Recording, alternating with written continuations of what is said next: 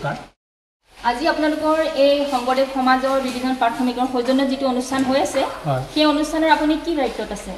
মই এই অনুষ্ঠানটোত কি দায়িত্বত আছোঁ বুলি ক'বলৈ যাওঁতে মই বিভাজন প্ৰাথমিকৰ সভাপতি আৰু মই এই সকলোবিলাক পৰিচালনা কৰিছোঁ। আৰু আজি আছিলে আপোনাৰ মাধৱদেৱৰ জন্ম উৎসৱ। তেখেতৰ জন্ম উৎসৱ ভাগিৰ লগতে সংগতি ৰাখি ৰাধিকা দিৱস আৰু আমাৰ পিছপৰা অঞ্চলটোৰ ছাত্ৰ ছাত্ৰীক সম্বৰ্ধনা জনাব তথা উৎসাহ যোগাবৰ কাৰণে তেওঁলোকৰ এটা অনুষ্ঠান পতা হৈছে।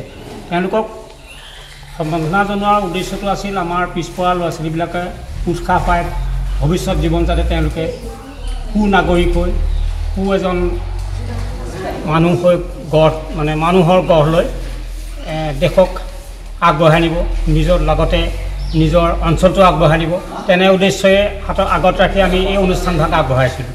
হয় হয়, ধন্যবাদ। ধন্যবাদ। নমস্কাৰ।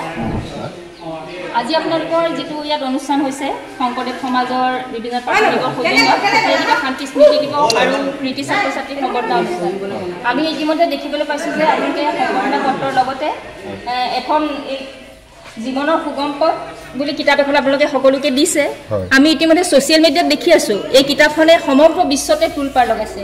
আমি শুনিছোঁ যে বহুতেই কিতাপখন পঢ়াৰ পিছত নিচা খাবলৈ এৰি দিছে, ঘৰলৈ শান্তি ঘূৰি আহিছে। গতিকে আপোনালোকে এই কিতাপখনৰ মূল্য নিচেই কম বুলি আমি গম পাইছোঁ, মাত্ৰ 10 টকা হেনো। এই কিতাপখনৰ 10 টকাৰ মূল্যৰ কাৰণে আপোনালোকে দিছেনে আমাৰ ছাত্ৰ ছাত্ৰীসকলক, নে ইয়াৰ বিষয়বস্তু যিখিনি ভিতৰত তাত্ত্বিক কথা সেইখিনিৰ কাৰণে দিছে?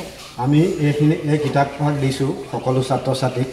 এই কিতাপভাগ পঢ়ি মই জীৱনৰ বহুত তত্ত্ব জ্ঞান আহৰণ কৰিছোঁ আৰু মই ভালদৰে অধ্যয়ন কৰিছোঁ। তাৰ উপৰি এই ভাগ যদি আমি উঠি অহা প্ৰজন্মক দিওঁ, ইয়াত বহুতো নিচাজাতীয় দ্ৰব্য গ্ৰহণ কৰি ল'ৰা ছোৱালীবোৰ অকালতে ধ্বংসপথ লয়।